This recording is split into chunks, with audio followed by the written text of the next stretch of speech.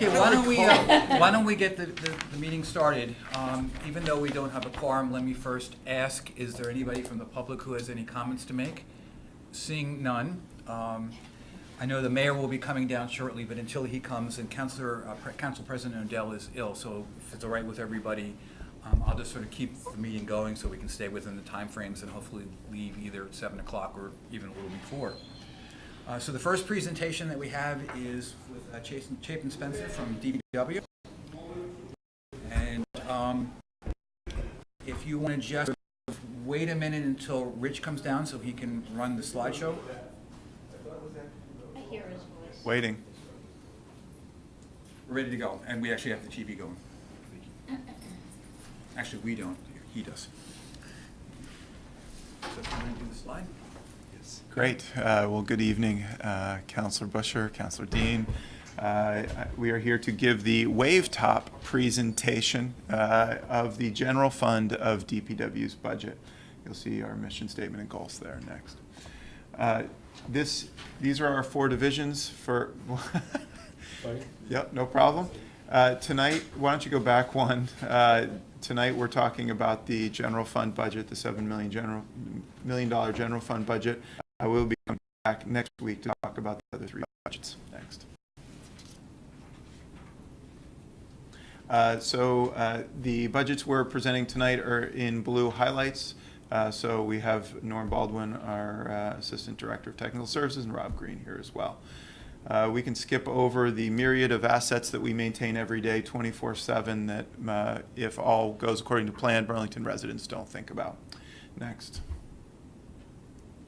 All right, so I do want to focus here. Here are our goals for FY18. As you know, with the November bond, voter-approved bonds, we have a tremendous increase in capital reinvestment this year, and handling that increase is our #1 priority. We also are working on strengthening our asset management programs and our preventative maintenance. We can deliver a longer life cycle on our assets if we do the appropriate preventative maintenance accordingly. And thank you to the council. Here, the third bullet here is the public information officer. As we're doing this incredible amount of capital work, the more proactive we are, the better our customers, the residents, will know our work and will minimize the conflict and the impacts. So thank you. We are, through technical services, Norm Shop, advancing a number of large-scale capital projects, including Great Streets on St. Paul Street and Champlain Parkway, projects that are slated for FY19 construction. Chapin, could I just jump in and ask you just to say a little bit more about what, on the Champlain Parkway, what's going on? I understand that the street piece is better than I do the Champlain Parkway that's underway right now. Sure. We are moving towards a final design and are working on right-of-way issues right now. So there are risks still out on the project, but the field of those risks are narrowing significantly. We have held a fall 2018 construction date over the last year. There are still things that could happen to adjust that, but Norm Shop with David Allerton at the helm. We've been meeting monthly with VTrans, and one of the big issues that we're also looking to manage besides right-of-way is the management of soils. Yeah. Okay. All right. Let's see. Thanks to the council, just approved the first ever BTV walk bike plan, and we have an ambitious first-year work plan. Just installed advisory bike lanes on Flynn Avenue last night or the night before. Having many other projects rolling out over the course of the year. Professional development is obviously key to any thriving and growing organization, and so we have set a benchmark of 90% of staff going through a professional development opportunity this coming year. And thanks to BTV Stat, we're enhancing our KPIs. Next. All right, so here's the key slide. Over the last 2 years, revenues have been up 12% and expenses down 1.2%. Our net reliance on the general fund has decreased over those 2 years by about 20%. Next. I'm hearing the cheering and applause here as people look at that slide. Well, you should know that last night we did talk a fair amount about the issue of how we've been working to look at both addressing additional revenue sources and trying to reduce expenditures. And that this is obviously one of the examples of where over the years the department has worked really hard to figure out how to reduce some of the expenditures. Yeah, thank you. And so this is the detail here of how we got there. I won't go through all of them. I will say the largest one here is the additional permit revenue. ISD underneath Norm Baldwin Inspection Services has seen a tremendous increase in number of permits and value of permits, permitted projects, and that has enabled us to, for this fiscal year, the expected revenue by $300,000. Next. On the side, we've appreciated the administration's and the council's support to be able to staff up to handle the growth in capital projects. These projects do not happen on their own, and especially in these days in the regulatory environment, soil management just being one area where we spend a significant amount of time. It requires human resources. So that is where we have invested.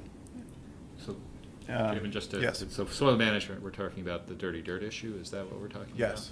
about? Yeah. You'll see at the bottom there's nominal increases in many of the budgets here in the general fund, some decrease and some completely flat line. So we're doing our best to hold the line. Next.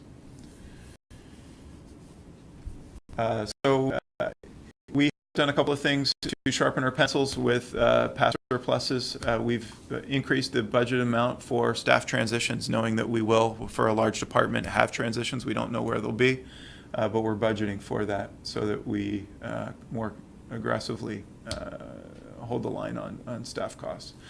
And we've tailored some of our other lines there you can read. Last fiscal year, going into 17, we set up this reserve fund thanks to the support of the Clerk Treasurer's Office. We did not need to tap it last winter, so we are continuing to maintain that reserve fund. Next. So looking beyond, the capital reinvestment we've talked about, this is an area where we're still in the early phases of this capital reinvestment. And one of the areas we're going to count is providing inspection services, resident engineer services for all the public-private partnerships, the city projects, whether it be the town center, the marina, or any number of our projects, to make sure that when we invest the money, we have the expertise on site to make sure that we get what we've paid for. And that is still an item in future years that we're going to need to hone. And then working with the Clerk Treasurer's Office, exploring the pros and cons of centralizing the city fleet. We maintain the fleet currently, 300 plus vehicles, but we don't kind of control the fleet. We have done a mini administrative car sharing effort among parks and DPW, but there potentially could be more synergies gained if there were a wide. And we're also, through the preventive maintenance and asset management, looking at a potential citywide asset management system so that work orders that come through the mayor's office, for example, don't get forwarded as emails and bounce from department to department, but that a work order can follow seamlessly through and be tracked from initiation to completion. And lastly, not permit. that anything I ask for ever doesn't get promptly delivered on, right? That's right, Mayor. We stay on top of every email that comes through, and it's just that much more of a challenge. And with citywide asset management program, it will be much easier. Implementing permit reform is a key one here, and I will say that in FY19 there are recommendations for staff expansion and investments to be able to drive down wait times for inspections and deliver a better, more customer service, outward-facing service. So, next. And I think lastly, what we want to just highlight is that we support many other departments in achieving their successes. And I won't read that list, but we are very pleased to be able to help other departments achieve their mission. We'll answer any questions. So I've asked this because there were a series of set questions, and one of them was in the last year's audit, was your department referenced at all, and did you have anything to remedy in that regard? I don't think you I don't did. believe but so. I don't believe. Okay, okay, so that's the first thing, and I was remiss because I was looking for revenue from meters, but you reminded me it was still in general fund, so I'll wait. Yep. I'll wait on that. Stay But, tuned. So, you know, you can anticipate my questions, but I did want to ask you a couple of things. So when you speak about advancing the Great Streets project, are you in charge of the buy-in process, or is that, do you share that responsibility with CEDO? I think it's really, the reason I'm asking this is I think that the meeting I went to in Contois, there were mixed reviews about whether people really, it's not like they didn't like the ideas or the pieces and parts, but they weren't sure that they necessarily should be where they're proposed and how, and the impact, you know, changing the diagonal, parallel parking to diagonal, all of the things, the loss of space, the bump outs. So I just wanted to understand, you know, I feel like that's not a complete process, and I just wanted to understand your role in it and whether you partner with somebody else. So there are 3 departments participating in the Great Streets process. At the front end, much of the public process is advanced by CEDO and planning and zoning, but Public Works, from a technical perspective, providing resource. As we move from conceptual design, talking with the public, to more of a construction side of things, the other departments will transition and will transition in a heavy role. But what is important, though, what will continue is CEDO will certainly play a role working with businesses and properties directly impacted by the project and be part of our communication with the public. So we'll be assisting in that way. So it is a 3-department partnership, and that those roles will shift as we progress through that process. So will your staff, even though I understand once a design has been decided upon and it goes to construction, it's you, but Correct. during the Largely other. us. Largely us, but not exclusively us. So will you be present during the other Sure, pieces and yes, parts? Okay, to absolutely. answer the technical questions, Yes. okay. Yes. And is there money in the budget for those meetings and that kind of work that will be done this Yes, coming there's year? capital money in there to advance the Great Streets projects. Some advancing at a higher rate than others, particularly St. Paul Street, given its urgency with Champlain College's project. Yep. Okay, thank you. And then I Council just, Bush, just, you know, we are, regrettably, from my perspective, I'd love to be building, I think the Main Street project is going to be a transformational, outstanding project. I just had the opportunity earlier this week to be in Greenville, South Carolina, when they undertook a Main Street transformation, and it's been, it is something anyone who has concerns about this should see. I think what they've done there is remarkable. But it is going to take us some time before we're going to be able to take that up. We are not, our thinking right now is that the first priority, because of the correlation with the Champlain College project, we want to kind of button up that whole area at the same time. So that is, that is what we are thinking we will be working on, focused on, and actually getting into construction, not this construction season, but next construction season. And it'll be sometime after 18 that we'd actually be building a change and to Main Street, and it could be even after 19. yeah, I really wanted to understand if there was money in this coming year's budget and Public Works role. Then I just have one other question for the timekeeper. I know. That'll be in the capital projects presentation next Wednesday, sorry. Okay, so there is some overlap with Yes. some of this. Yep. So the key drivers for the revenue side was more billable engineering work because we added engineering staff. And so when you looked at that, I understand that there was increased revenue, but did that cover the expense in increased staffing? And was there a net gain, or was that, and I just wonder if you were able to. So we attribute our staff resource to projects that are billable and non-billable.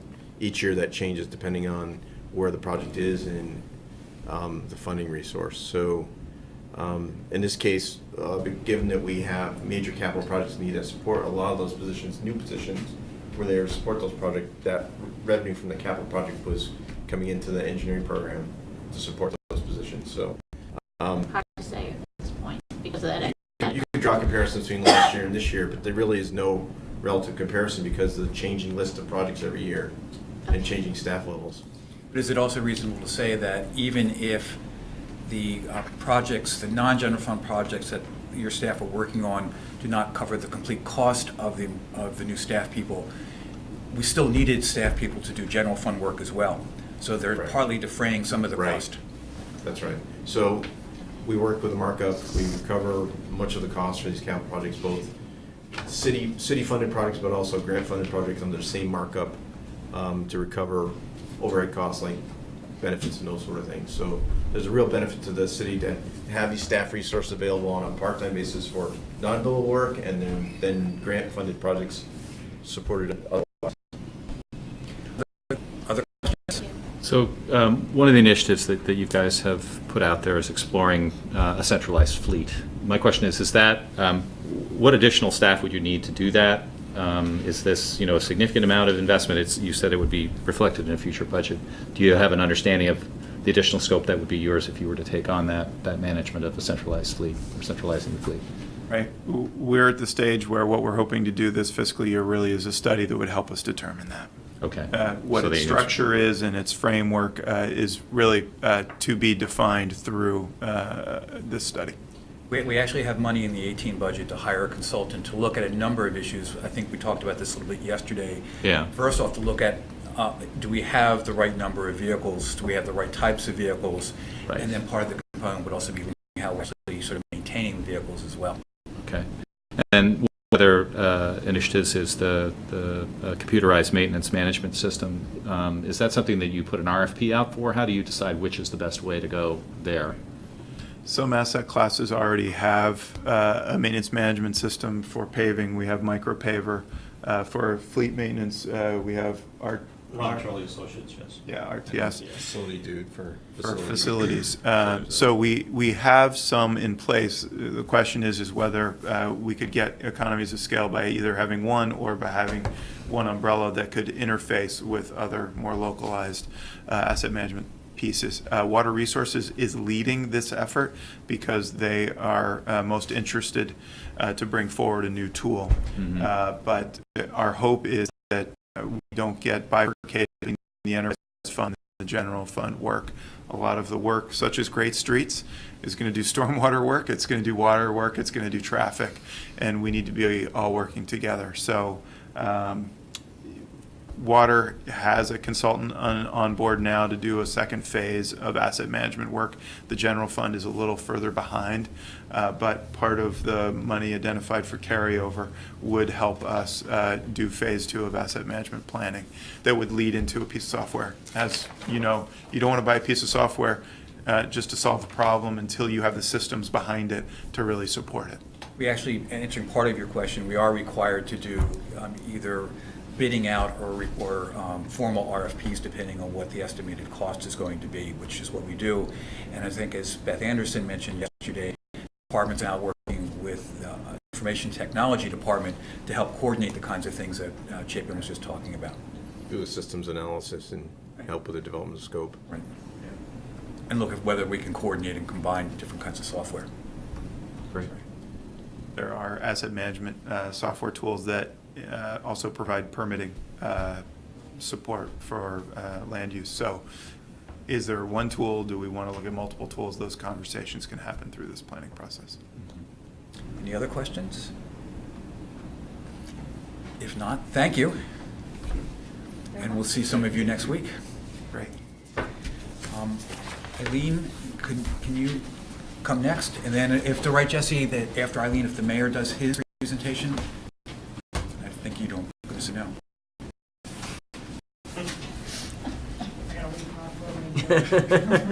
But what a week it could be.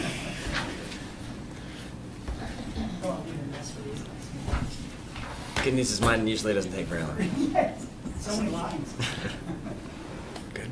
So our presentation is relatively brief. If you looked earlier, getting my memo up was a little late today, but basically we have a couple of key things. One is that most of our budget is spent on personnel, and the more flexible part of our budget is paying for outside counsel and consultants. It's a little hard to predict sometimes how much that's going to be, but we've worked really hard on reducing that line over time. Each year we've been plugging away at as long as we have these folks in-house, let's try to get the work done in-house. So that's what we're trying to do.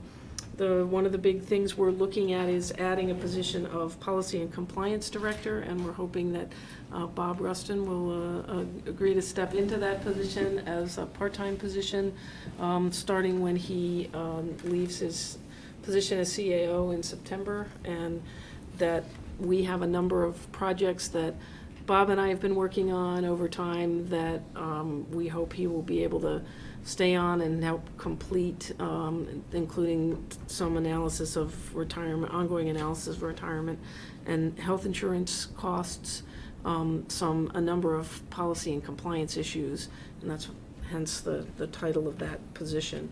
We plan to come back to you. I've got a draft job description going, but we will come back to the council with the actual job description when we get that tied in. So we just have a placeholder for that part-time position. We're also going to, Greg Meyer is leaving as of the end of this fiscal year, and we're getting started on getting advertising out there and hiring somebody new to start hopefully in July. Can I mention one other thing? That not only have you been able to reduce some of your outside attorneys, that your department has also been working to provide legal advice and assistance to some of the enterprise and special revenue funds, and because they are not general funds, they actually do pay for that service, and it's a win because it tends to be cheaper than hiring outside counsel, and it does provide some revenue coming into the general fund as well. So that's one of the things that you've worked on over the last couple of years. So I just wanted to mention that. So I had given a heads up that I thought that it was appropriate to look at, and I didn't realize that this half-time position was going to be more focused, that it was going to be not just another attorney, excuse me, forgive me for that, but that's what I thought, okay? And so, it made me want to ask a question, which I did ask at a Board of Finance meeting, which is, as we moved from giving work out to consultants and growing the staff in the city attorney's office, did that really achieve what we wanted? Did that ultimately reduce the cost, that overall costs for the work that needs attorney involvement? And so, and I was trying to not look so much at just 15, but really going before actually you were involved and seeing what those costs were and seeing if we were accomplishing our goal. To me, that's, I know that's work, but I think there's value in understanding that, because I think when you make decisions to go in directions, you want to make sure that at some point you want to make sure that they make sense, and Bob just referenced some of that. And I believe that you stated too, you've saved another $10,000, but I was just trying to figure this out. Because I watched the city attorney's office have plates that are overflowing. It's always Thanksgiving in the city attorney's office, as far as I'm concerned. I'm not sure that that's how they would see it. I know. But I mean, it just seems so much work and I want to make sure it's not too much work and that you aren't finding yourselves really overwhelmed. So, I mean, I'm doing it from the city perspective, but also from the human perspective. So that's really a question that I would like to understand better. And so then I have a specific question also, and that's it, these two. So will the position that somebody I know and like fill, will that be, it's awkward because he is employed here, so would it be a limited service position, or what would it be? What we're looking to do is not have it be limited service, and in part because we are looking to have Bob move into it, and we're hoping that we can have him come, and he's already receiving various employee benefits Right, okay. that we would shift over. So that's what we're looking at. In terms of how long, will this be a multi-year and going on and on forever kind of position? I think we're still determining that. Exactly. Okay, so obviously. Is that fair to say? That's fair to say. I try to really do my HR stuff by not thinking of individuals. It's really hard when you know individuals and you see their value, and then try to just structure. I try to do that, and most of the time I'm successful, but it's not easy to do. So that's why I'm asking these questions. Obviously, I know the value of the individual and what a resource he'll be. So that's not. So I guess I would like to ask the CAO the question: is it possible to really, or has that been done? And can you show the cost savings that the city has realized by shifting from outsourcing to inside? I think it's a value for I think, administration, well, too. I think there's sort of two ways of looking at this. One of which is, I think, is Eileen mentioned the outside attorneys. We have been reducing some of those costs. Right. What you can't really sort of look at is what would have been the cost if we did not have the general attorneys, and that's much harder. But one of the ways, I don't think you can quantify it, but you could qualify it in some ways, is to look at what has been sort of the work that the attorney's office has picked up that previously outside attorneys would have been asked to do. And I think from my conversations with Eileen, there's a considerable amount of work that previously would have been done from outside that when people have asked for it to be done, they've been able to handle it inside. Is that a reasonable answer? Yes, I think one of the things, I took your question, and Bob and I sat down, we started looking at the different line items. So one of the things is to get a comprehensive view of all the legal costs. Some of them are embedded in specific project lines. And so, and some of them, within those specific project lines, it just is called a consultancy line. So we just have not time to really go through and break that down, but it is one of my goals to actually do that, to look citywide and see every place that we're using outside counsel and how much we've used over time. But it's a long analysis. We might have to wait until Bob leaves his position and becomes our part-time. But the other important piece, which I didn't appreciate as much, was the fact that in your capacity for the enterprise, that you get paid, and so you're generating revenue. And Correct. so that was something that needs to be factored in also, obviously. So, okay, all right, that's it. Thank you. Thank you. Thank you.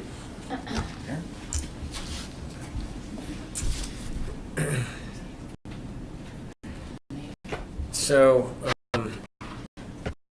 basically, to make a short story short, I think my budget is basically the same budget that it's been the last couple of years. No substantial changes to it. Same number of personnel. It's basically a continuation budget. For Richard, for the first time through the mayor's budget, the mayor's office budget is really limited to just the 4 people that work in the mayor's office, including me. A little bit of a small discretionary budget, small travel budget. Right. Very small. All right, so the two things that have driven, three things that have really driven the increase are the cost of living and step increases Sure. and health insurance, so benefits. You can see that in a number of the lines, that we've actually reduced some of those costs to try and sort of, compensate for the increases. So, Mr. Mayor, can I Yes. ask you just a question? Yes. So, I know I'm not looking to spend money foolishly, and I'm not looking to, but I do look at, I know what the practice has been, what you inherited, and I'm not proposing any change this year. To me, I would think that, does the travel and training, oh, I'm sorry. I know better, I apologize.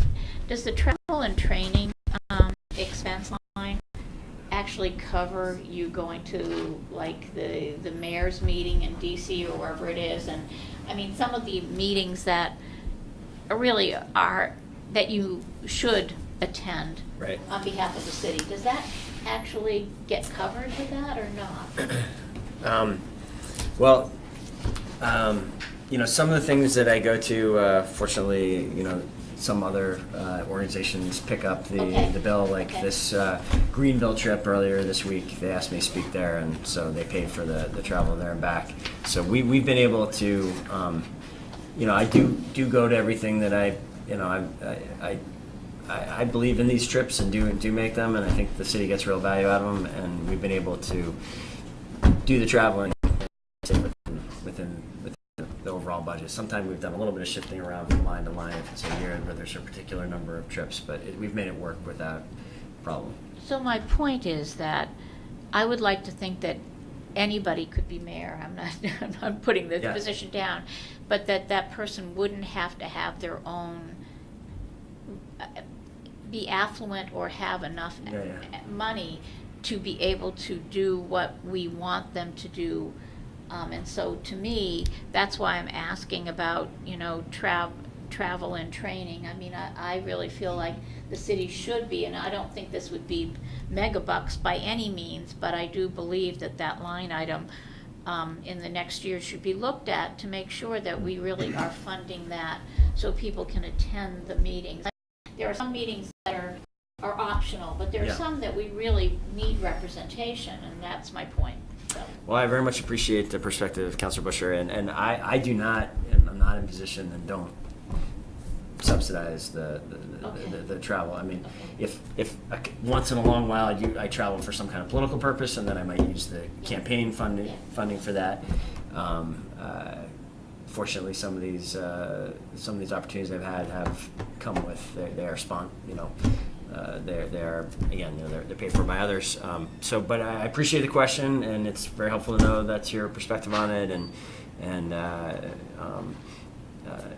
it's helpful to know the council doesn't, just think that we should be that there's some flexibility there. I think I'll remember that for the formulation in the future years. And it might be helpful also if you look at column N, that's the 15 actual, and column P is the 16 actual, Yeah. and column R is the 17 to date. So in none of those cases have it come close to the $6,000 that's currently budgeted, which doesn't mean, we thought it was important to keep it at that $6,000 to provide the availability. And I'm glad that you're thinking about that for fiscal year 19. in terms I'm of not potential thinking about it increases. this year at all. I'm just saying that, Good. that's a very small amount of money for the mayor to have. And I'm not saying that you have to spend it, but it seems like a very modest amount, that's all. Wow. And if it does the trick, fine, but I just wanted to point that out. One of the trips that that we do pay for me to go to usually summer mayor project trip, and I'm happy to say we won't need to incur that expense this year because we're gonna have about 40 or 50 mayors coming here in August for we're gonna host the Mayor's Innovation Project summer conference this year. So Good, yeah. thank you. Mr. Mayor, you've done a fantastic job in terms of maintaining, not growing your budget, and I wonder, are you? That's not entirely true in general. We have added, just over time, we've added a position there. Yeah. But yeah. So the question is, do you feel adequately supported with the staff that you have? Would you be able to do more if you had additional Great help? question. It is. I mean, I think we all are working very hard in the mayor's office, and there are definitely days where I think someday thinking about another position there, special projects position, for example, could make some sense. All four of us need to wear lots of hats there to make it all work, and I think I do think there's more we could get done for the city with a little more capacity sometimes, but we're not ready for that yet, not this year, but maybe in a future year, and I appreciate the openness again. Yeah. Any other questions? Not, thank you. And it looks like we have a few Park and Recs people here. Just a few. Yeah, we do have one more coming. Is there anybody minding the store, so to speak? Yes. This is our first interview. Actually, yes. This year, yes.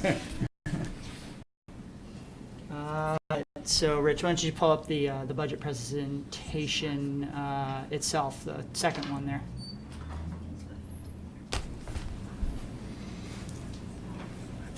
All right, thank you.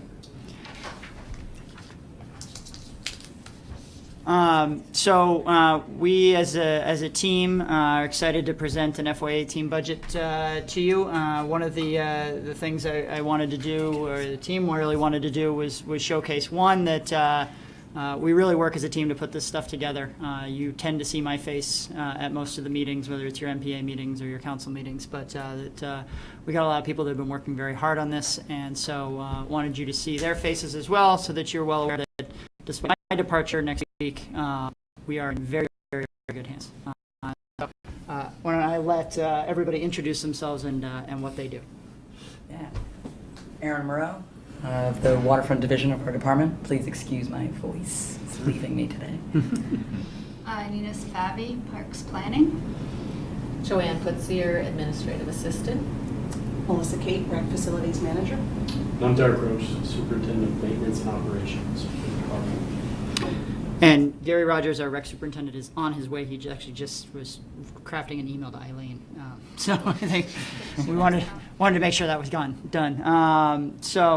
As part of our budget in the past, you've seen this. Our mission really about creating inclusive social spaces and programs throughout the city, and we do that in a variety of ways. We are an incredibly diverse department in what we do, managing hundreds and hundreds of acres of parkland, beaches, cemeteries, marina, campground, ice rink, rec centers. The list goes on. So it's an incredible place in the city, and we're very proud of the work that we've done. Go ahead, Rich. The work that we've done over the last few years, we've compiled a Parks Master Plan that you have reviewed over time, and we do work with that document on a regular basis. So it is not a plan that sits idly. It is something that is an active part of our planning, both in our review processes, our daily practices, and of course in our budget development. So we have 7 system themes that make up the work that we do: people, wellness, connection. Rich, go ahead. Stewardship, community service, and impact. Go ahead. One of the key things, of course, that we've been looking at is addressing previous year surpluses. The last 2 years, we've run significant surpluses. We've reduced that number last year, and we're further reducing it this year. One of the things we've gotten better at is budgeting our revenues. So this department generates about 60% of its operating budget from revenues. I'll point out that is twice the national average for a Parks and Rec agency. It's something we're very proud of, something we work very hard at, and continue to find ways to make improvements there. We've continued to budget a salary attrition line. I think you heard Chapin reflect on that as well. We do know we have about 53 people now in our department. People come and go, and being able to account for that allows us to break in some savings. The other line for us that is a big one across the department are our seasonal salary lines. We hire well over 200 seasonals in the course of a year, and so there's generally a little bit left over, and then if years that they're not, it's a wash between the two. And then the other piece, of course, is unexpected staff vacancies, so understanding where those are. I explained you're emailing the city attorney. Yes. Gary Rogers, our recreation superintendent. So another one of our big system themes is cultivating social spaces, and really kind of looking at our key areas for people to gather within the city, and how we invest in those, and how we invest in the people that maintain those, and bring the programming to those. Good. So in our inclusive social space, expanding opportunities areas, these are a lot of things, and I elaborated them more in the memo that I provided to you, but just to run through the list, the big ones. Certainly the work we're doing in the Old North End through the St. Joseph's Center, trying to create a community center there with a number of other agencies, with Champlain Housing Trust in the lead.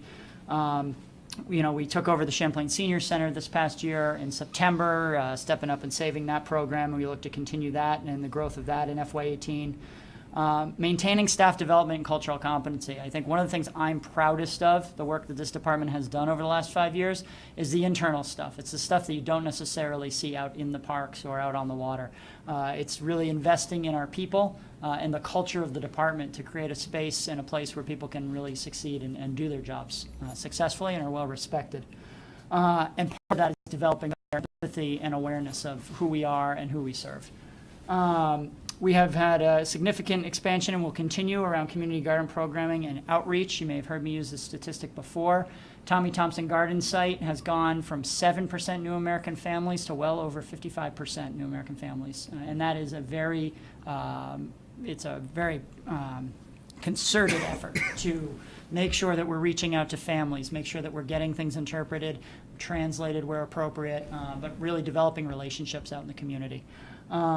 We've been reimagine our customer service and support in the coming year. We have some retirements and some opportunities to rethink how we're providing administrative support to our employees as well as customer service to the community.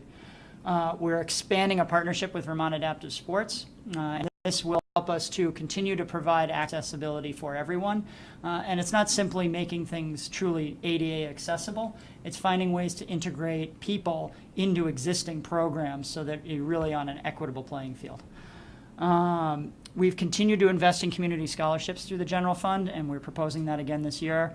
We've really gotten good at finding ways to target that support and leverage it against other support, whether it's other donations or other agencies that are helping to offset costs. And continuing the increase that we've had in our recreation nutrition program, serving more meals to kids and providing more summertime opportunities for recreation. Go ahead. And I mentioned that and show some data that you've heard probably in a couple presentations about this BTV stat effort that we've undergone.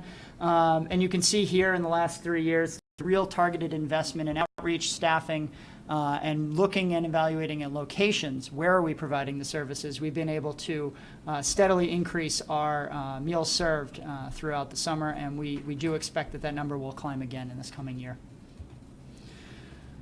Looking at our ecology and the impact of what we do, the first lens with which we look at many of our projects is through conservation and ecology. Go ahead, Rich.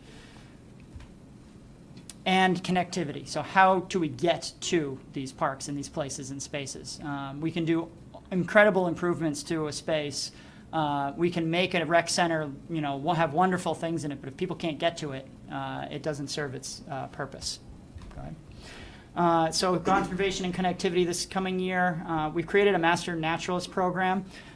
So we hired a field naturalist. We're one of the first departments in the country to have a field naturalist on staff.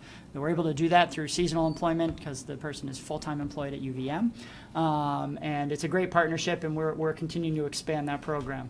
You are seeing a lot more of flower beds and flower planters popping up throughout the city. There's some in City Hall Park now, and will be throughout the city, continuing our city beautification efforts as well as our tree plantings. It serves two purposes. It looks good, but also obviously also has a green infrastructure component. We're working on reforestation, so we're planting hundreds and hundreds of trees at the former Burlington College property in Oak Ledge Park. And we're really excited about our Youth Conservation Corps contract this coming year, working on our trails. And I know, Councilor Busher, this is something that you appreciate when we reference our master plan. Conducted a citywide survey, and what we found was that a vast majority of the residents really want the trails to be improved. And one of the things that we saw years ago, special events was the thing they really wanted, was the number one thing, so we hired an events planner, and we've made great efforts there. Wanted to see more activity and more attention to our beaches, so we put more seasonal attention and efforts there. Trails is the next thing. It's on the list, and will be, I think, really help us in those efforts. Go ahead. And then fiscal impact and streamlined operations. So again, helping to decrease cost of participation and increase access throughout the city. We have to balance our revenue generation with the ability to get people into our programs and our spaces. And it can be a difficult thing. So we have to evaluate what we're charging and where. We continue to evaluate our fee process. Diversifying sources. Wonderful increases in our campground and marina revenues, which have enabled us to keep prices consistent for programs and maintain our level of maintenance. Investment in modernization in our recreation facilities. We're putting significant investment right now into the Letty Arena. It's coming out beautifully, and it will be just a much better space, welcoming space, and will be a better functioning space going forward. And then we're continuing to expand work in preventative maintenance, so using our operating dollars that will help us to reduce the long-term expense of maintaining the many, many facilities that we're in charge of maintaining. Go ahead. Whew. So are there any questions? I'd like to leave time for questions. Councilor Brusher? Yes, I have a few questions.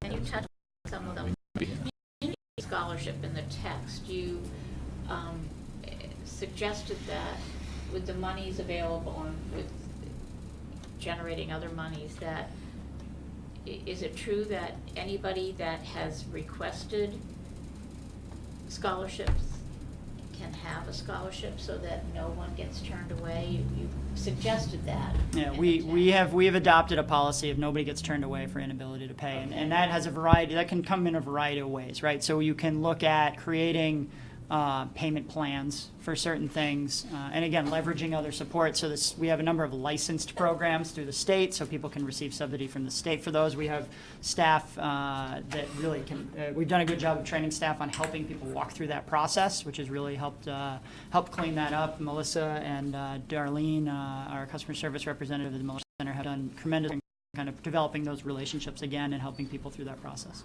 So it's really, I mean, you know, when I ask these questions, I'm looking at how we're spending our money and want to make sure that we're serving the population that we should be serving. So anyways, and is that enough money? That's the question I have also. You referenced throughout here, and you touched upon it, that there will be some increased fees. Do you know what they're going to be? You talked about the campground, and you talked about proposed increase to campground fees for tent sites is contemplated, and then there was something else. Is it boat slips again also? No, we raised the cemetery fee. So cemetery commission, the cemetery commission has a responsibility over fees for lots at the cemetery. We've already raised that effective July 1. Okay. Campground, Aaron, do you want to talk a little bit about what you're thinking? I know your voice isn't so great. But. Yeah, no, I'm say as best I can. Really, it's for us to stay competitive with other local campgrounds in the area. So every year we call around to the various campgrounds, thinking Mallets Bay, Shelburne, within Chittenden County. We want to make sure that we're comparable with other campgrounds. What we were finding at the beginning of this season is that our tent sites, as in specific, were lower. So we do feel that there's some room to grow there. Again, it's going to be pretty moderate, though. We want to stay in competition with the local. We don't want to be too far below. Certainly that's not good for business, and it's not good for the private businesses around us. So as a municipality, we have to keep that in mind as well. I don't know if any of you have ever stayed at any of the campgrounds, the tent campgrounds in here, but I have, because my daughter and my son-in-law came up and rented a space and my concern is that although we may not be competitive, they're very tight sites.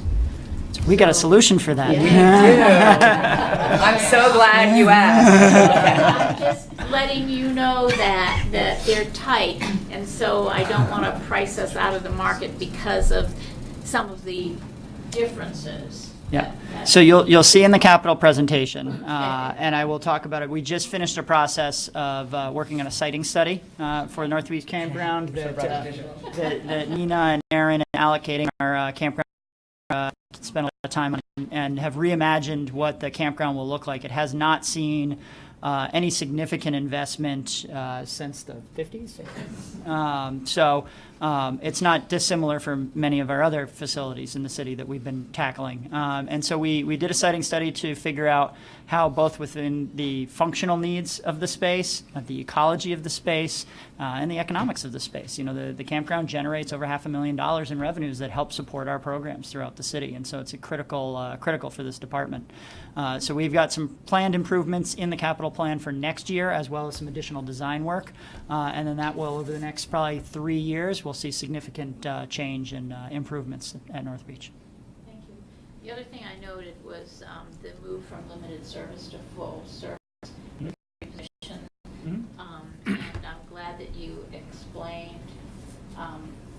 the justification.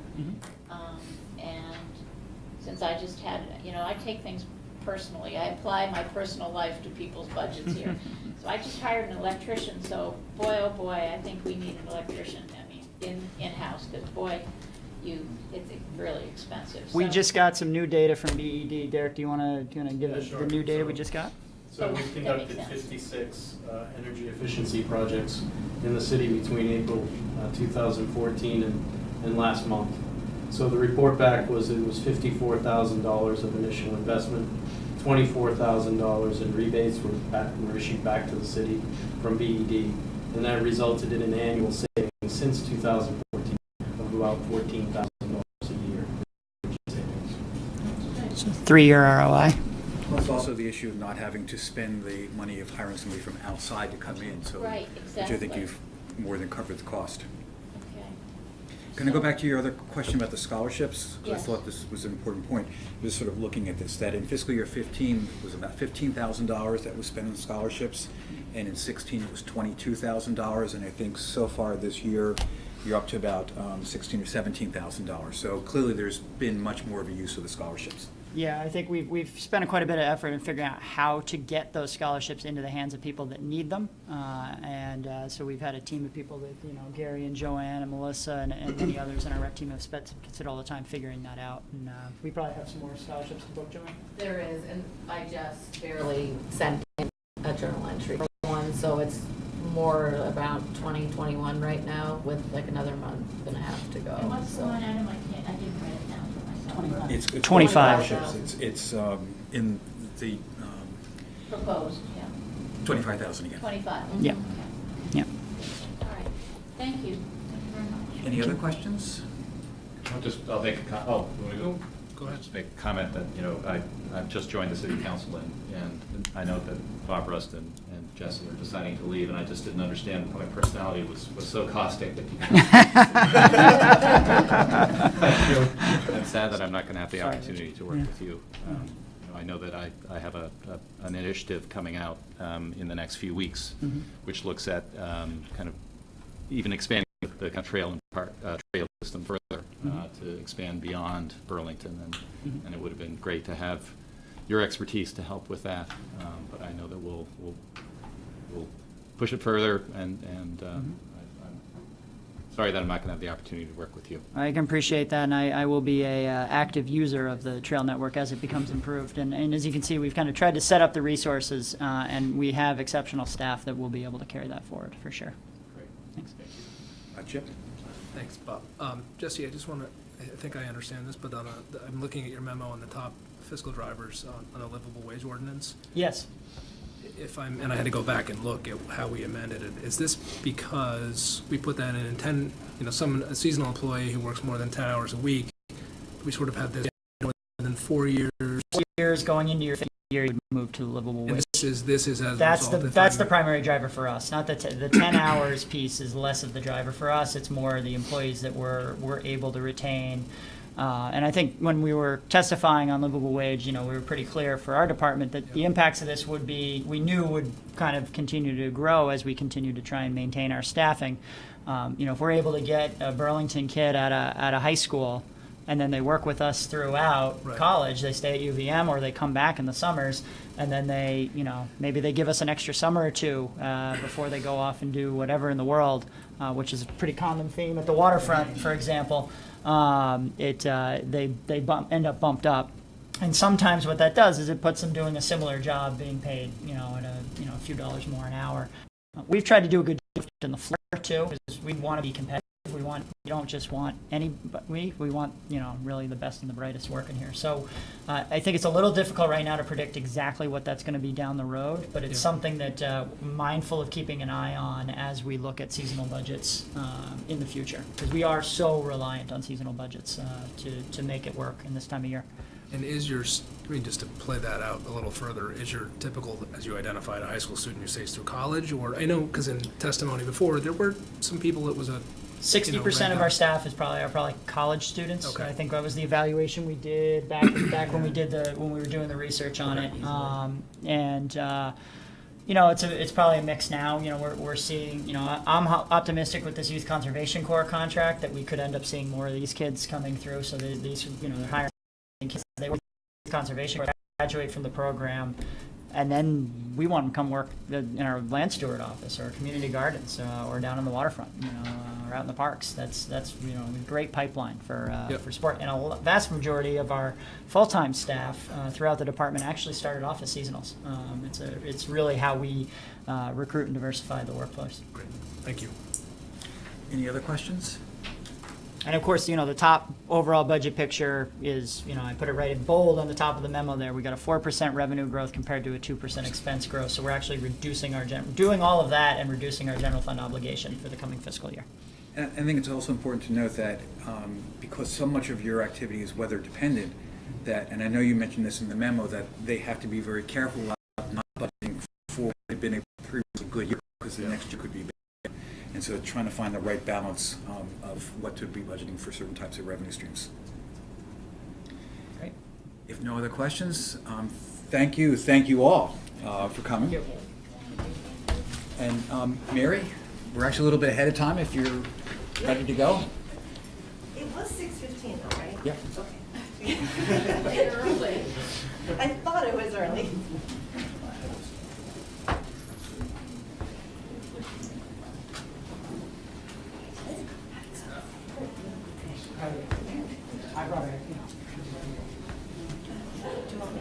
You're going to sit just where the mic is?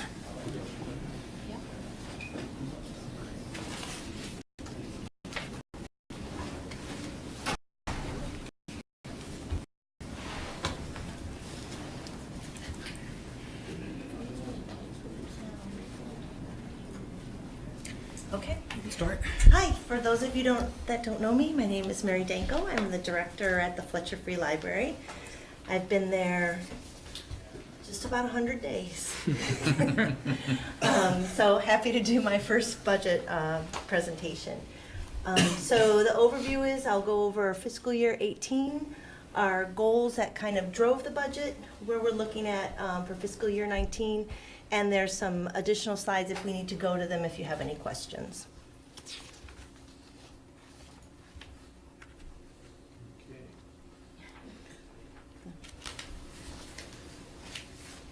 That's it.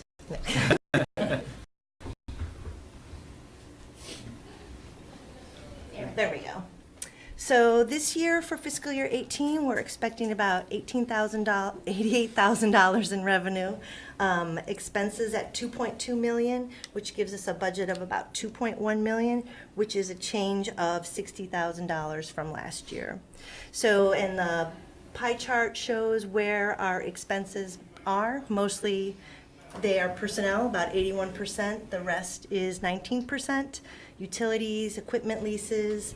Our book and materials fund is actually, I'm looking at Bob to make sure I get this right, a half-cent splinter tax that's Correct. Based on the assessed value. The grand list. Of the grand list. So again, whatever Bob tells us that is, that's what it is. And security is something that we've added to the law. I'll talk a little bit about that later because that's one of our increases. And then the other things are supplies, services, programming, and things like that. So those are the kinds of things that I can tend to be a little bit more malleable with. So for fiscal year 18, we're looking to do a lot more programming and community learning opportunities like exploring human origins. So for those of you that don't know, the library got a grant that was partnered with the American Library Association and the Smithsonian, and it was just a really great thing for the library. We had a great exhibit there, great programming, great events, and we kind of want to continue that momentum. I have not had the chance to calculate the value of what that was, but that grant provided one of our program folks to go to Washington, D.C., get training. The Smithsonian sent trainers up here, all the exhibits, all the support. So that was really great, and we want to continue to do more of that. So we are looking that some of our donation revenue will go down a little bit. We've compensated by making some cuts in some of what we thought were budget surplus areas, and we're also asking our Friends, which is the Friends of the Fletcher Free Library, which is a 501c3, to help support us in some of those areas. And we really want to work with them to help strengthen their fundraising capacity. We did just get a NASA grant, which we're very excited about, and we have a couple other grants in the works that I don't want to talk about because I might jinx it. We've got our fingers crossed. Other goal we're looking to keep focused on is just to continue that that great user experience at the library. So one of the things obviously is safety, and since we've had the security guards there, it has really made a difference. Staff morale is up. They feel with that support of having that professional security person there, it really makes a difference when we do have incidents or issues at the library. So right now we have them at 33 hours. This budget reflects an increase of 10 more hours, of 43 hours. The library is open 58 hours, so it doesn't cover all our hours, but we feel that it covers us in the times when we need it. We are adding more computers. We've added 1.5 more tech center monitors. We're very excited about that. That's going to provide more technology help, either one-on-one, more technology classes. And our tech center was only open from noon to 3 on Sundays, even though we were open till noon to 6, so we had to close it early. Now with that expanded position, we'll be able to have that open all day. Some people were not very happy when we told them at 3 o'clock we were closing the computer center, so this has been great. And we've had a couple other staffing changes. We've had an assistant director position, which was a promotion from within. That's been very important because it allows someone to have charge and responsibility when the director isn't there, as well as take on certain responsibilities. And same with the circulation chief. That was a supervisory manager role, but it was in the union, and so we worked successfully to get that out of the union and make it a true management position. So looking ahead to fiscal year 19, again, really focusing on more partnerships for programming. Like I said, the NASA grant, and a lot of exciting things that I think provide value to the library and just in new creative ways. And we're working on marketing these things that we do with some internal changes that we're making. We have a great core of volunteers that help us at the library every single day. We're looking to expand that and kind of manage that program a little better, more training, getting out more volunteer opportunities that are available, getting more grants, continuing to help the Friends with fundraising, and continue to enhance the library as a space. The city has done so much in the last 4 years, and we kind of want to keep that momentum going, continue to improve the furnishings, the shelvings, and things like that. And I think that's it. I tend to talk fast, so. So any questions? Counselor Busher? So, you know, this is, you're new to the library, but the question that I'm going to raise is not a new occurrence. So it was quite a long time ago that the city decided that we wanted to augment the donations that were given for the book and equipment fund, or whatever, technology fund. And so there was a person, it was actually Bill Aswad, actually, that came forward with this proposal that tax, so the half penny for that. And the concern was that the goal was that the library did really well in generating donations. And we worried that if we gave this dedicated tax, would the donations start sliding because there was guaranteed money in the budget. And so I can't speak to what you've inherited. You note that that the revenue for donations would be down about $12,500 or so. Can you? And it's almost not a fair question to ask you, but I'm interested to know, you know, what's your thought on this? What's your plan for trying to beef up those donations? And I know you talked about Friends the Friends of Libraries, but I just wondered if, just in general donations.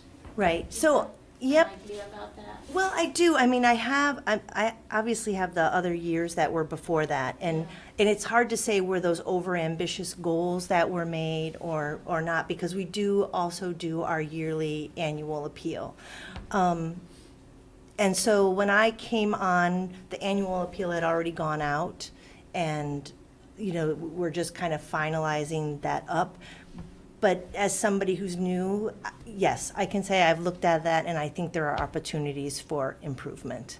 So the way we send the annual appeal out, who we send it to, and, you know, my job as library director to make sure that I'm reaching out to and making, you know, personal relationships with some of the folks in town to make those donations come in a little bit more. I think part of what happened is that people made the assumption, once there was the Nook and all of this, that everyone was going to abandon the book and go electronic. But, you know, when you ask people, it's not a specific age. I work at the hospital with a lot of younger people who are about the book. Yes. And not about the Nook. So I think it's not not age related, whether people want to have a book in their hand or an electronic device to read, you know. So I think that for a while maybe people stopped understanding the value of investing in actually a tangible book, but I think that there probably is, and so I'm glad that you're focusing on that. And I'll just say one thing, there's actually been 2 studies that just came out that support that actually ebook sales are down and print books are up. You know, anecdotally, we find people who are on their screens all day long, sometimes when they go home, they don't want another screen, Right. they want a book. So we're still doing that. So we're providing the book, we're providing the ebook, the audio book, the large print book, and now we're providing all the technology help that goes along with it. So I would say our role in the last 10 years has expanded greatly, what we do. Actually, I could add to that, which is that for those of us who sometimes have a hard sleep, in the middle of the night, you don't want to get on a screen because that actually will wake you up. Yes. Whereas Right. reading a book is actually something that will help you go back to sleep after. So I think there are a lot of uses for books that people are recognizing again. Absolutely, yep. And even this was a while ago, but they did a study with college students, and they like to do their research online, but for leisure reading, they even go to a book. So again, not what was being predicted when the ebook came out, so you're absolutely right. You to speak to it tonight, but it's an important piece. Yes. I mean, the children's library is wonderful, but I think we all recognize that it's the middle school and high school age people that sometimes can be brought in also. Yes, And- yep.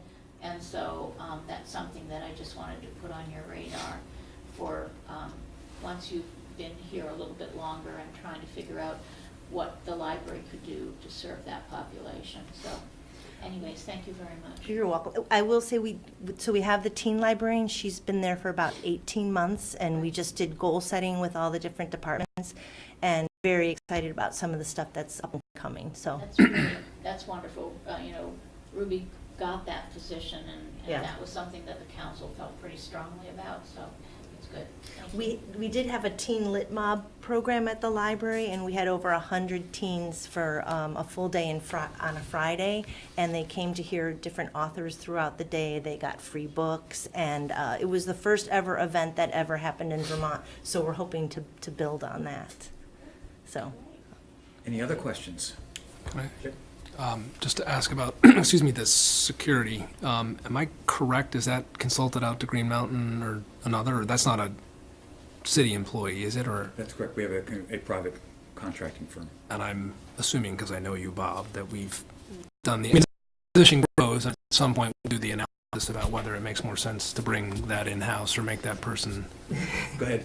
Well, we talked about it quite a bit. Right now, we felt that this was the way to go. We are in the middle, not in the middle, we just finished up the RFP, so it will have to go out in that way. Is that a one-year contract we're signing with someone? I believe so, but Yep. we did actually have that conversation about would it make more sense, and again, the decision was this seemed to make more sense to continue doing this for another year and then reevaluate it again. Yeah.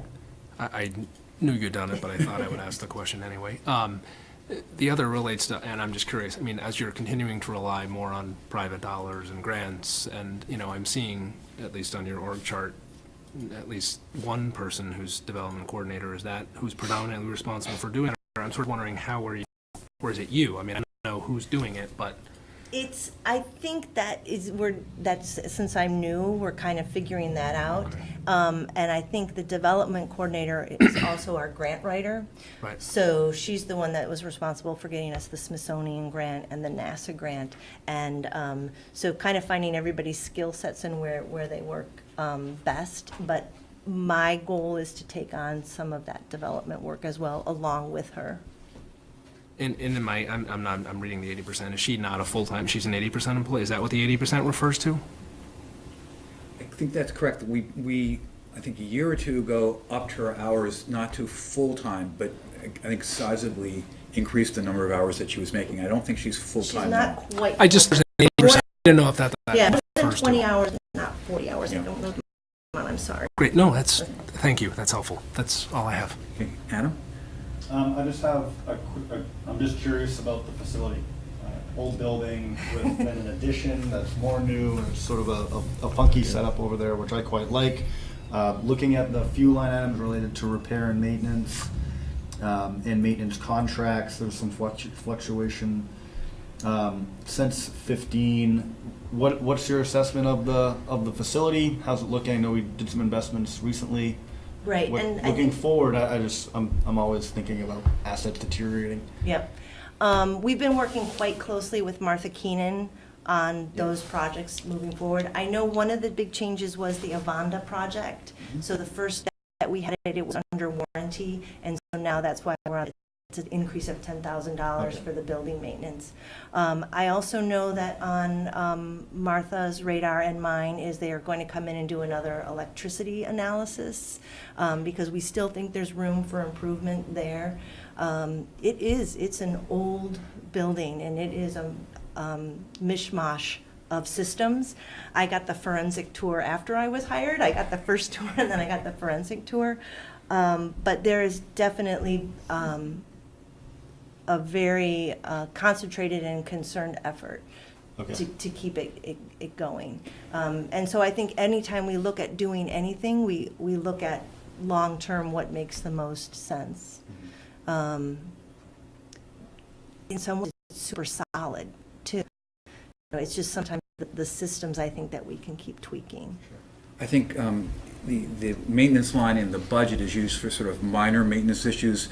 When Martha is here next week, if you want to, you can ask, but we've actually spent, I think, some significant dollars out of the capital plan over the last number of years for the library. Okay. Yep, and I don't know every single one of those, but I know lighting was one of them, and heating and cooling, there was a lot of work done there as well. All right. And I think that was part of the Avanda project. It is the biggest civic space, I believe, in the city that's open to the public, square footage wise. Yeah, I mean, it's 48,000 square feet total. I don't know exactly what percentage. I think my favorite room in the city is the basement full of books where the friends do all their organizing. And there's that really cool old safe down there. I know. We give kids tours. And that's where the city charter is kept. So, but it has a beautiful bucolic landscape painted on the outside. So if anybody ever wants a tour, we'd be happy to take you. Thanks. Any other questions? Very nice. If not, thank you. All right. Thank you. Thank you. And I'm going to miss Bob. Thank you. There used to be a law library down there. What's that? There was a law library. Is there really? Is that what it was? Yeah. Wow. Yeah, that's what I was told. The law. And last but not least, No, the mayor's up next. no, Mayor's actually done his already. Then you did save the best for last. Yes. Sorry for not being more dressed up for you. I just got off the road a short time ago from Massachusetts. I was down there for a C-Click user conference and just got back a couple hours ago. I scared Bob by having an out-of-office message saying I wouldn't be back until tomorrow. We had a quick email conversation about that. I'll be there tonight. So Some of this you've seen before, but I know we have a new face. I'm happy to answer questions and go back to it. But primary functions of our code enforcement office, there's 4. The major one is rental inspections. So the 90% of what we do is inspecting the 10,000 rental units, or almost 10,000 rental units in the city. Health inspections, the newest task there is needles or found syringes. Zoning enforcement, that we do the violations for the zoning office, and we check the certificates of occupancy for zoning permits to see that built things, the property owners built things to the specifications approved by zoning. And then vacant building enforcement. The organizational chart hasn't changed in a few years. I'm proud to say we're on the 3rd year with all the same staff members. I'm just going to point out that prior to my tenure, that there's not one year that we had all the same people for more than a year. There was constant turnover in the office, so I feel like part of why we're operating a little bit more consistently is because we have a consistent body of staff members, and I'm really proud of the work that they do. The budget changes this year from previous trends. Essentially, it's some lines that have deductions because there are trends that show that some of those lines, like fees and permits or vacant building fees, certificates of occupancy fees, after-the-fact fees, and stipulation fees had trended lower. So those have been estimated lower for the upcoming year. The goals for this coming year are pretty bold. I'm just going to be flat out with you. I want to make sure that you understand these are big ones because this first one, reducing the list of the permits that are listed as permit indeterminate, those are zoning permits that have never been closed out. And a few years ago, it was about 7,500. We're at just under 6,000. And as of tonight, or a couple of days ago, it was 5,925. We're actually tracking them on a much more timely basis, and the reason I say it is because it was called out a few weeks ago in the Matrix report that I had, maybe not in so much depth because I have had a long time to look over all the details on that, but that was one of the things they said was a high priority to make sure that the city focuses on getting that number lower. So we haven't finalized the full attack plan on that, but I feel pretty confident from talking with my staff that they feel like that's a reachable number. Reducing the list of rental units with an expired certificate of compliance to 0 by the end of fiscal year 2018. We're on a 3-year cycle to inspect the rental properties. 2 years ago, you helped me change the ordinance so that we have a 1 through 5 sort of designation for the years that the properties can get. So we're in the 3rd year of that cycle. We should be complete around the December of this coming year. And because a number of properties require extensions to the spring to fix things that they can't do in the winter time, we expect by this time next year we should be closing it up and have everybody on a level playing field. Which leads us to the last one, which is at that same time we're going to hopefully raise the bar, not just keep inspecting to the minimum housing standard, raise that minimum standard. That'll be almost a year-long process between working with our staff, the city attorney's office, looking at the best practices from other communities, and bring an ordinance change to you so that we're ready by this time next year to sort of a line by line where we need to make changes, change the minimum housing ordinance. And our current budget that we've proposed for 2018 helps us achieve our goals because it allows for proper staffing.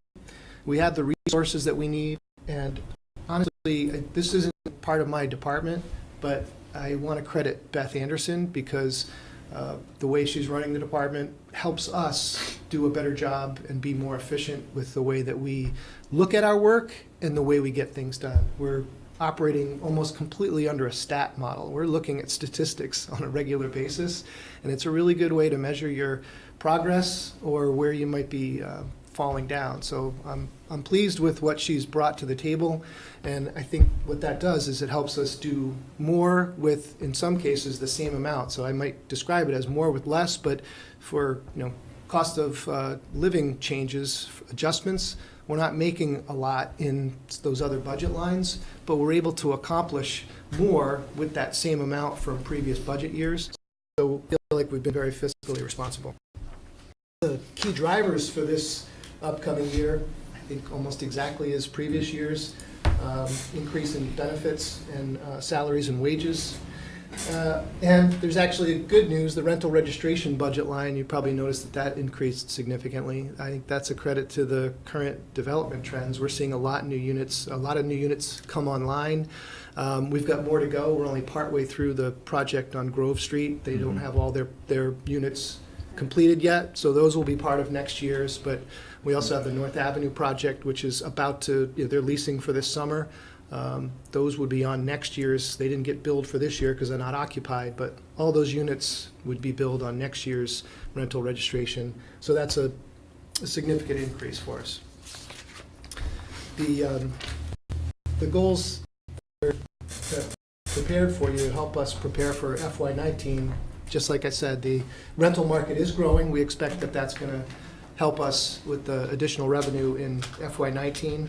The focus on closing the old permits that I talked about, the permit indeterminate, is the type of thing we won't know what it's going to give us until we really start digging into it. It's going to require some work, but I think that's going to also show us some potential new revenue. It should drive revenue up, but we'll know a little bit better for this time next year what that extra work and focus on the permit indeterminate did. So I think that helps us more accurately project FY19. And our statistic-based lean operation really does help us to do a lot more efficient work with the same amount of a lot of these budget lines, them on the operational side that are not employee benefits or salaries and wages. Most of those stayed almost exactly the same. And I'm happy to answer any questions that you have. Yes. Councilor Busher. Yes, so- Actually, Councilor Roof. I I saw his hand first. Go ahead. Quick little draw. My only question is about staffing. When I'm looking at the org chart, the only vacancy is the graffiti removal coordinator, but one of your important things looking at this budget is proper staffing. What does that mean moving towards proper staffing in this budget? Well, what it does is it means that we have the right number of people with the zoning staff, for example. The zoning staff, we have Miles, who we've really shifted to focus almost completely on zoning and vacant buildings. He's prepared in this upcoming budget in working with the statistics approach to make sure that we reach that 15% goal. So that's not just something I picked out of the air. This was from a staff meeting where I talked about what's realistic, and they were the ones who gave me that number. So I feel like the people who helped me make that decision are the ones they feel like we've got the staffing to reach those goals. Mm-hmm. So essentially that's what that means. So it looks like there are 11 full-time staff. Do you feel like you need more staff, or do you feel as though the goals that you're setting and the lifts that you have moving forward, you're at the staffing level that's you're primed to accomplish those things? We are. Or rather, the question is, how much would one more help? Might be an unfair question, but I'm thinking about this. I feel like part of the challenge is making sure we have our staff all working. I don't want to have this sound, derogatory towards them, but there's a lot more efficiency with the individual people that work there. And again, part of that stat model has helped us see that. And so part of that has resulted in monthly meetings with one-on-ones with the inspector. Each of the inspectors sits down with myself and the case manager to actually go over workload with the stat model. And what we're seeing is there's a lot more that each individual can do. So I'm not ready to say we have to have another person. That's going to tell them that you don't have to do as much. Yeah. And they clearly, I would tell them if they're here now, there aren't any blisters on folks' fingers yet, so we can handle it. And there's a lot more efficiency that we can drive by using the model that we're working with. Are you also using technology more to help with efficiency? One of the things I brought with me is the tablet. Each of the inspectors has a tablet they bring with them that helps them complete initial inspections in the field. The old model was to go out and do it the old-fashioned way. Make notes, come back to the computer, and enter it into the system. That makes a big difference. And just real quickly, what's the process of bringing a permit indeterminate to close? You have 6,000 open permits listed. What's the process that you have to go through, your team has to go through to close one of those out? It's I don't just know like- what a permit, I've never heard Yeah. that before. What is So it? if you got a permit today to build a deck on the back of your house, and in 2 years that permit expired, and you didn't close the permit, and no one told you that, you had to do it, you would have gotten a letter from the city that says it's about to expire, but it doesn't say you're going to be arrested or there's going to be some sort. So there's a fair number of people who just don't close them. Until you go to sell it, in which case you have to, but right, otherwise. Correct. Just So lingers. we have tried to, with as much notice as possible, make sure that we get people that message, don't wait till it's ready to close. So it's just like closing any other permit, but it's more challenging sometimes for us because it can be something that's, 5, 10 years old. Other things have been added, perhaps, beyond that. So sort of unraveling that can be more complicated, which is why there's an after-the-fact fee, and some are more complicated than others. And one piece that should be considered, another ordinance change that you recently made in the zoning ordinance, is going to actually help us with this goal without us doing anything else. Now the zoning office, when someone gets a new permit, they tell them up front, and they put it on their conditions that you either close these permits now, that the old ones that you have, or at the worst case, you have to close these old permits that are open before you get the certificate of occupancy on the new project that you're about to complete. So they add that to the conditions as part of the zoning change that's only a few months old. That is definitely going to drive the numbers, but again, it'll be some staffing challenge because we'll have to deal with some customers who may not be happy with the fact that they didn't know these things were there, but in quite a few of these cases, I wasn't the director when these things happen, and we sit down and express what some of the history was with these things. We can't fix everything from past years, but we can sit down and close these permits out because it should look on paper the way it looks on your property. That's essentially what it comes down to. Council Busher? Are you done? No. Are you I finished? am. Okay. Okay. So, in keeping with the same conversation, so there was another ordinance that came to the ordinance committee that has not moved on and won't move on. It was the enforcement period of limitations, which was not linked to structure but uses. The ordinance that came to us excluded parking and the foreign related. But this meeting happened this week, and there were a number of people, not all your familiar friends, although they were there too, but there were other people coming to speak to what kind of exposure, if we had moved forward with this ordinance, the city would, there would be exposure and the risk of allowing things that are detrimental to neighborhoods to continue.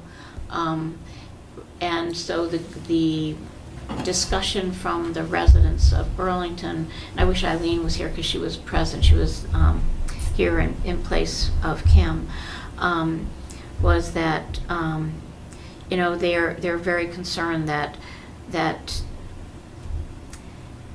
notification, now we're talking 15 years long before we even potentially even had a code enforcement office, that notification to the city was in question. If indeed the city acknowledged that notification but did nothing, then that put us at risk because then that could allow this to continue, okay? So my question is, some of these were more recent complaints, and my question is, knowing full well with uses that you are given a period, a grace period, at least for zoning, before you can come into compliance, or then there can be action. I'm just trying to figure this out, Bill. It begged the question of asking if you had adequate staffing, and you just happen to have the counselors. So Chip is the chair of the committee, and I am a member, and these two counselors happened to come. So all of us were there listening to a lot of this dialogue. Some had to leave, but Chip and I heard all of it. And so we're trying to figure out, as you came tonight, what, you can't just people in your office because there just aren't, that isn't the solution. I know that, but it was interesting to hear what you thought the workload was for your individual staff. And could you just speak to how challenging some of these particular violations are? And it's not like other things where you go investigate, make a decision, determination, and you can close it out. You either, it seems to be ongoing for a long time. So can you just speak to that and how you think your staff can handle this level of activity? I think the biggest impact on what you're getting to at the heart of it is probably best dealt with in the permit reform aspect. And there's a great deal of change that's coming in that, because part of the reason these things happened in the first place is that the departments were not communicating the way they should have at the time. So if someone's getting a permit from one department, but the other department didn't know exactly what that was, it just makes sense that, again, our department gets to tie it together at the end. We end up being the bad guy. It is time consuming. The bigger challenges are the ones that weren't done correct, many years ago, because we have to try to go back and unravel it. And in some cases, Kim and Eileen have to go through the ordinance and find out, well, at the time, since the ordinance have changed, what was the ordinance at that time? They're time consuming, which is all the reason you try as best as you can to make a good decision the first time and do it right, which is why we're focusing on this permit reform thing, to make sure that we're not creating more of these challenges in the future. But I think the other answer to this is also additional coordination. I'll put another shout out to Scott Guston. He's the zoning administrator who works cooperatively with our office. He does an outstanding job of cutting right to the heart of things. That wasn't always the case, but we meet every 2 weeks in an enforcement mode to make sure that he and Gene Francis, who's our specialist who handles the zoning investigations, and Kim Sturdivant, the four of us meet. And I feel like we're spending a lot of time on some of the ones. It's more important that we get the current right so that we don't end up in these challenges. But it is time consuming. We're doing a similar thing with Scott. I think we're more efficient now than we were before, but they are not easy fixes. And in some cases, the property owners fight to keep these conditions that have been existing for a long time.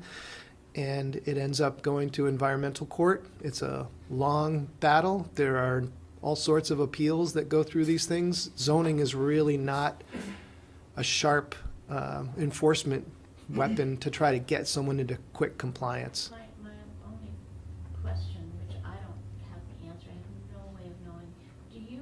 I know the people that I represent travel certain routes, walk certain routes, and are very aware of the violations, but I have no idea if this is a huge problem or limited but incredibly troubling for where these violations occur.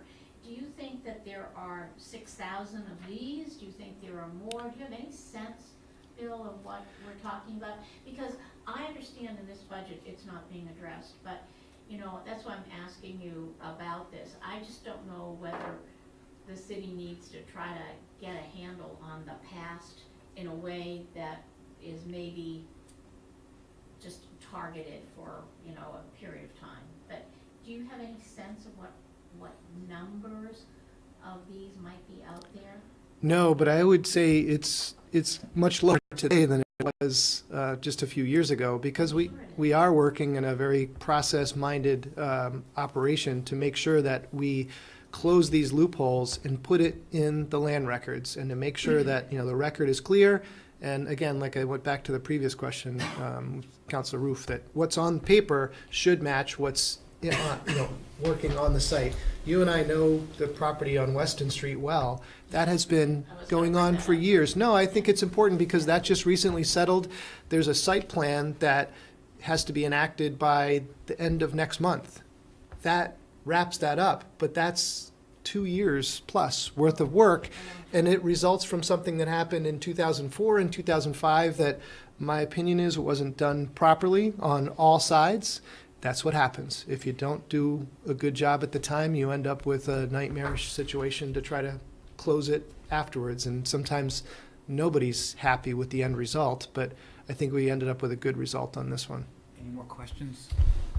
And you mentioned that, that one of the goals is to look closely at the minimum housing ordinance and suggest some changes and improvements to that. Can you give us just a feeling or an idea of what measures you would think would be important to improve the ordinance? What we see is that sometimes conditions that are good enough, I would say not really good enough. It's the type of thing, we talk about it when we give a 5 out of 5. You want to know that the property is the type, I tell the inspectors, it should be the type of property that if you don't find any violations, that you'd be proud to let your mom and dad sleep there.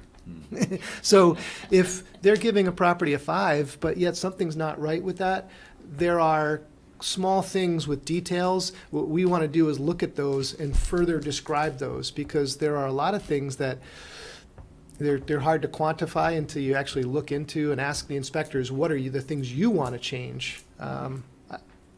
I would like to specifically point out one I saw the other day. Having graffiti on a property at a building, in most cases, it's the type of thing that a landlord would fix because we asked them to, but we need to call that out specifically in the minimum housing ordinance and give a specific time frame. That's one simple one. But there are a lot of ways to change the sanitation ordinances, because we deal with a lot of issues with trash and recycling and things like that. I think that there's a lot of cleanup work in the ordinance, no pun intended, that goes along with the clean and sanitary issues that we see at rental properties. Those are areas I would look to change. And then just one more follow-up on your new pads you have there to work with. Are you keeping photographic records as well, or is it just a written record that you're? Yes, photographs go into the system just like the paper documents. Those are available to refer to when you go back to a property? Yes. Okay, great. Comment and a question, and thank you, Sharon. We were all at that meeting, and I will say it was an emotional meeting for a lot of people, and I would be like, the reality is, regardless of the policy, there was a sense, at least among the group that was there, that enforcement is not happening. So I guess, that's just a comment. I'm not saying whether that's accurate or not. I mean, there was clearly frustration with lack of follow-through. With the stat model and Beth's, I'm sort of wondering, is there a way for us to monitor, meaning are you logging every call in so we can track? 'Cause, I mean, I don't know right now, sitting here today, whether that's true or not. And if I had that data, I would be better empowered to be able to respond. Because again, my sense from that meeting was this may be the right ordinance to put in place, but not today, because there's a sense from the crowd that was there that we need to be on top of enforcement. And I appreciate this is not the budget. I mean, we're not going to make a position or 3 new positions in a day, but Bill, if you're here a year from now, which I hope this is a continuing conversation about, okay, how do we address that perception? Is it more staffing? What is it? So that we can come back some point in time in the future with that enforcement period of limitations. Because I do actually think it'll make your job easier if that goes into place. Well, one of the answers is transparency, and that's what I like about See Click Fix. Yeah. I talk fast because I want to try to be fast, but the thing we mentioned about on Weston Street was ultimately a lawn parking problem that didn't get resolved. People often say there is no lawn parking enforcement. There were, I want to say, a couple hundred tickets issued last year for it. That's a lot of enforcement. But if we're not telling people, and I put it on See Click Fix so people can see it, but if people have a, they need to let us know. We're doing a lot of proactive enforcement, but if a constituent tells you there isn't one, call and ask me, I'll give you the statistics on a specific thing, but These are my the constituents, one, but it was. right, but the one refrain I hear is that there isn't lawn parking enforcement. The Simply not statistics, true. statistics don't bear that out. Yep. It's pretty aggressive. They weren't just Ward 1, but there were. No, but I'm- Ward- right, No, yeah. but I mean, there weren't any from Ward 5 either, but, I mean, so we were listening to this, and it was very challenging. Well, one of the good things is because this is being taped and this is being live streamed, so people are hearing what this conversation and the Good. information that Yeah. Bill's giving. Exactly. And I hope I'm here next year too, by the way. Any other questions? So, thank you, Bill. Right. And then just to update people about the next steps, we should have everything or virtually every material for next week, presentation on Board Docs by tomorrow. We have presentations again next Wednesday and Thursday. Next Wednesday and Thursday are going to be longer days. There's some longer presentations. I think Wednesday is scheduled to go from 5 to 7:30. I think Thursday is scheduled to go from 5 to 7:15, and it'll probably go to 7:30 as well, my guess would be, unless, there aren't a lot of questions. And you're going to be here to run the meeting? Hopefully Council President Odell will be here next week. So, but you'll be here as a timekeeper? I will be here. Okay. Whatever. And then again, the Board of Finance will be reviewing the budget on June 5th, and then we'll see whether the council at that point would be ready for a vote on June 12th for the budget.